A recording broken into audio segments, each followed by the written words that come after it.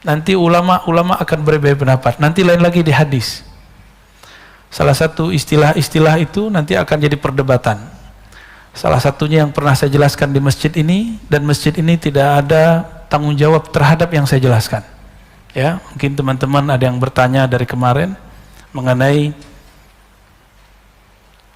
hadis akhir zaman, min asyratis sa'ah, di antara ciri-ciri kiamat, ay yaksural jahal, banyak kejahilan, zahir kefasikan, banyak kemudian hal-hal tidak senonoh, wa yaqillur rijal wa taksurun nisa, perempuan sedikit, laki-laki banyak.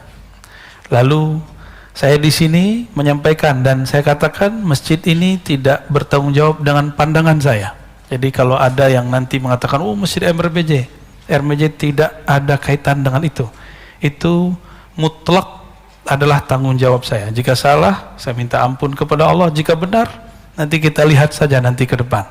Kan Imam Mahdinya belum ada, belum muncul. Ya, apa kata Nabi?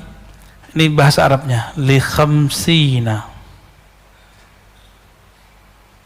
Ini kurang, geriginya kurang satu. Gak apa ya? Imra'ah al-qayyimul wahid. Ini istilah ini bisa diperdebatkan. Barangkali saya keliru di sini, bisa jadi.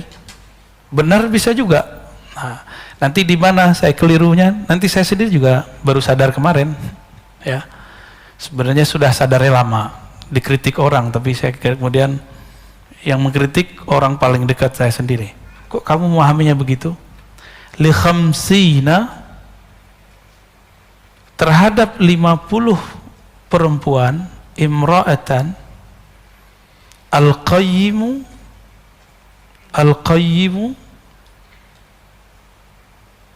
yang qayyim, wahid, satu orang laki-laki. Ini saya karena menjelaskan di sini, saya wajib menjelaskan kembali, ya, biar masjid ini tidak ada kaitannya dengan pemahaman ini. Termasuk saya ngajar di semester sebelumnya, masih sempat ngajar di Ma'had Darus Sunnah, dan ma'had saya tidak ada kaitannya dengan pemahaman saya ini. Jadi tolong nanti jangan disalah-salahkan pesantren saya, tempat saya ngajar, ya, tempat guru saya dulu mengajari saya. Taib, al-qayyim, ini yang jadi perdebatan, benar nggak? Ya, ini yang jadi pertanyaan. Satu laki-laki, 50 perempuan. Udah sering dengarkan dari kecil? Bayangannya apa? 1/50 itu yang terbayang dalam pikiran saya, kata qayyim waktu itu menikahi. Bisa jadi salah. Kenapa saya mengatakan menikahi? Karena di Quran ada kalimat qawwamuna, ar-rijal qawwamuna 'alan nisa. Laki-laki adalah pemimpin tulang punggung perempuan. Ternyata ini jadi sumber masalahnya, karena perbedaan istilah. Bisa jadi istilah di Quran itu berbeda dengan yang di hadis. Berarti saya salah. Gitu. Saya ceklah riwayat-riwayat, ternyata tidak ada yang mendukung masalah ini, baik pro ataupun kontra, karena memang nggak ada lagi riwayatnya. Kalau di riwayat lain cuma disebutkan 40. Di riwayat Imam Muslim ada 50, ada 40 seingat saya. Kalimat 50 dan 40 dalam bahasa Arab itu disebut lit taktsir, menunjukkan banyak, nggak mesti 50. Bisa saja cuma 10 disebutnya, bisa di 9. Karena kalau 9 dalam mazhab Daud al-Zahiri masih diperkenankan. Tapi itu bukan mazhab yang mu'tabar. Mazhab saya sampai sekarang masih mazhab Syafi'i. Dan saya tidak mau melanggar ijma. Ya. Ada yang bertanya, apakah antum melanggar ijma? Tidak. Terus kenapa ngomong begitu? Mana ada dalilnya kemudian membolehkan menikahi, menghalalkan nikah 50? Dalam pemahaman saya, kalimat ini adalah izin Rasulullah untuk menikahi 50. Itu pemahaman saya yang basic.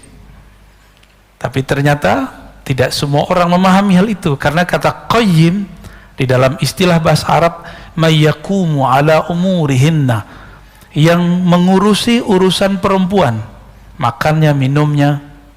Tapi kan perempuan juga ada urusan biologis.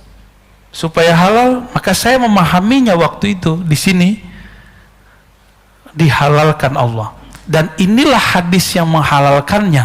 Jadi bukan sekedar pemahaman bahwa nanti ada imam kemudian berijtihad membolehkan, enggak, tapi karena hadis ini. Tapi ternyata tidak semua orang berkenan. Bahkan Imam Ibnu Hajar Al-Asqalani mengatakan ini mustahil. Bagi Imam Ibnu Hajar Al-Asqalani, beliau juga hafiz dan qadil qudat. Maka saya katakan, teman-teman, karena ini tidak disepakati oleh siapapun, ya, maka saya mohon maaf sudah membuat antum salah faham, dan saya mencabut pemahaman itu, dan saya merevisi bahwa saya tawakuf dengan makna hadis ini, bahwa maknanya belum tentu menghalalkan 50 perempuan. Oke, clear?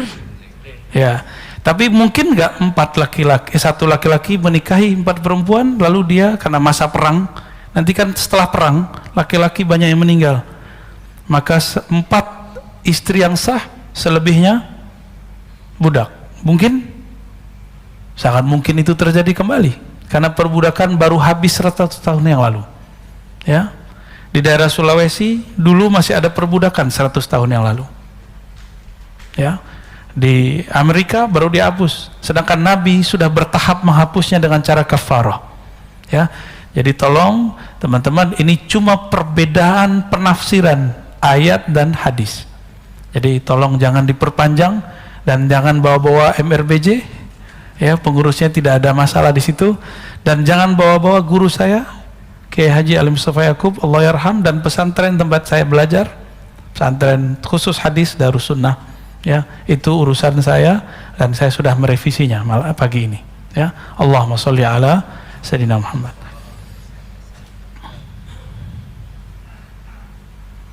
Dan dulu di masa-masa terdahulu, pernahkah ada Nabi menikah lebih dari 4, dari 9-10? Hatta Nabi sendiri 11 istri. Nabi Daud disebutkan di Quran 100 istri, 99 tambah 100. Berarti di syariat terdahulu pernah ada. Dengan hadis yang tadi, pemahaman saya dulu, boleh jadi syariat itu dikembalikan. Namun tidak semua ulama kita membahas itu dan memang tidak berkenan. Ya, clear ya. Jadi nggak usah banyak simpang siur lagi, dan silakan antum sampaikan ke teman-teman yang mungkin mempertanyakan ini. Ini persoalan memahami teks. Siapa tahu satu lafaz di Quran berbeda makna dengan lafaz di hadis. Apalagi zaman ini. Apalagi zaman ini. Jarak kita dengan baginda Rasul sallallahu alaihi wasallam sudah 1443 tambah berapa tuh? Tambah beliau di Madinah, tambah beliau di Mekah. Baik. Kapan kehinaan akan muncul? Ketika ketamaan bersemi di dalam diri. Ya, ala bidri tama'in, jika ini disemaikan ketamaan, enggak dibersihkan, justru malah disemaikan. Nah, ini yang kemudian jadi catatan Imam Ibnu Athaillah As-Sakandari, jangan pernah sama sekali merawat ketamaan. Sifat tamak jangan dirawat, gitu maksudnya. Tamak itu sifat dari hewan ternak. Makanya hewan ternak itu hina. Tapi sehina-hinanya hewan ternak seperti babi. Babi tidak pernah mengingkari takdirnya ketika dia tidur di kotorannya sendiri. Pernah nggak babi mengingkari takdirnya? Tidur di kotorannya sendiri. Bahkan nggak ada makanan, dia makan kotorannya sendiri. Itu babi pernah protes nggak? Jadi kita ini untuk masalah takdir kalah sama babi. Itu perkataan Imam Sya'rani. Anjing, kata Imam Sya'rani, anjing itu galak tapi tidak tamak. Kata beliau, guruku salah satunya adalah si guguk alias anjing. Maksudnya apa? Saya bingung. Karena dalam pikiran alam bawah sadar orang Indonesia khususnya, anjing itu najis karena mazhab Syafi'i. Tapi ternyata di mazhab Maliki tidak. Di mazhab Maliki anjing tidak najis. Kata Imam Sya'rani, lihatlah apabila anjing makan, itu dia kalau sudah kenyang, walaupun dagingnya masih banyak, daging yang dia santap masih banyak, dia tinggalkan. Dia nggak bawa tabungan buat besok gitu, bekal buat besok. Ada nggak anjing begitu? Maka segalak-galaknya anjing, anjing tidak tamak. Kita sudahlah galak, emosional, rakus, tamak lagi. Nauzubillah min dzalik. Semoga Allah menyembuhkan ketamaan di dalam diri kita semua. Amin ya rabbal alamin.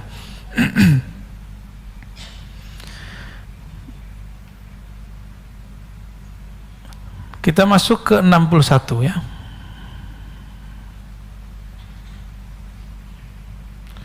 Ma qadaka syai'un mislul wahmi.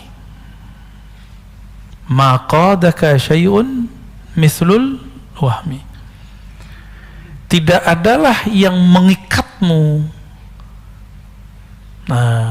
lifestyle, gaya hidup. Ini mainnya di sini. Ya. Tidaklah qadaka, mengkaitkanmu, menarikmu, syai'un, sesuatu pun, mislul waham, yang lebih deras, lebih kuat daripada waham. Waham itu apa? Nah, ini kalau kita buat ilustrasinya, yakin itu udah paling tinggi. Pertengahan namanya syak. Apa arti syak? Ragu. Di bawahnya namanya waham. Jadi ini 50%. Dari 0 sampai 50 disebut dengan waham. Pikiran, asumsi tentang sesuatu yang lemah, bahkan di bawah syak, tapi kemudian jadi was-was. Bentuknya nanti was-was. Atau kata-kata orang. Hati-hati. Apa kata orang gitu? Pernah begitu nggak? Apa kata orang kalau aku ke masjid pakai motor? Apa kata orang kalau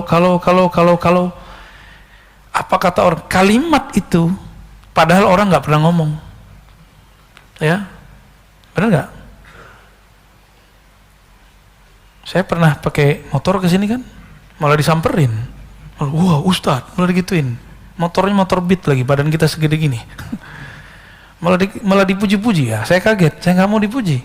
Ya, nggak akan ada, teman-teman. Kata orang itu tidak akan pernah sebenarnya mempengaruhi persepsi orang lain terhadap kita. Maka di atas syak inilah harus kita bangun dengan ilmu dari 51 sampai 100.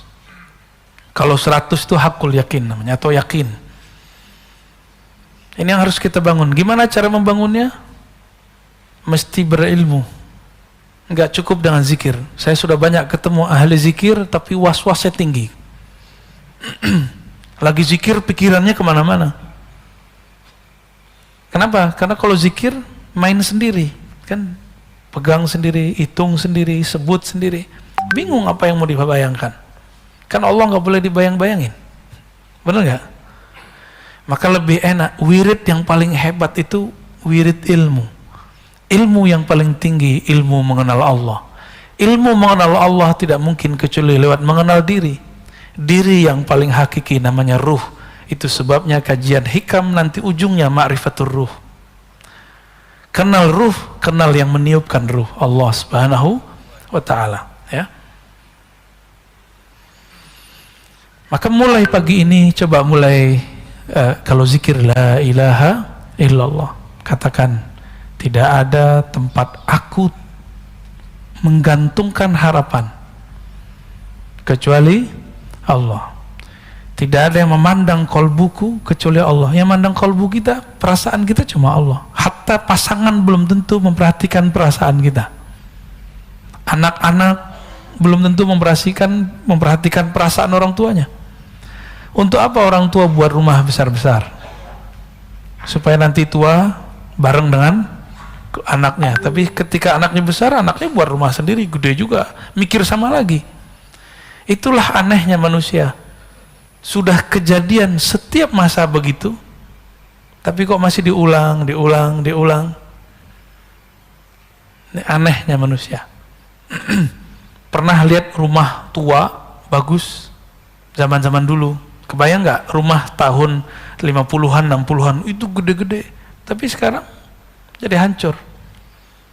Nggak ada penghuninya, malah jadi horor. Jadi cerita-cerita horor. Mau bikin rumah horor lagi, ya?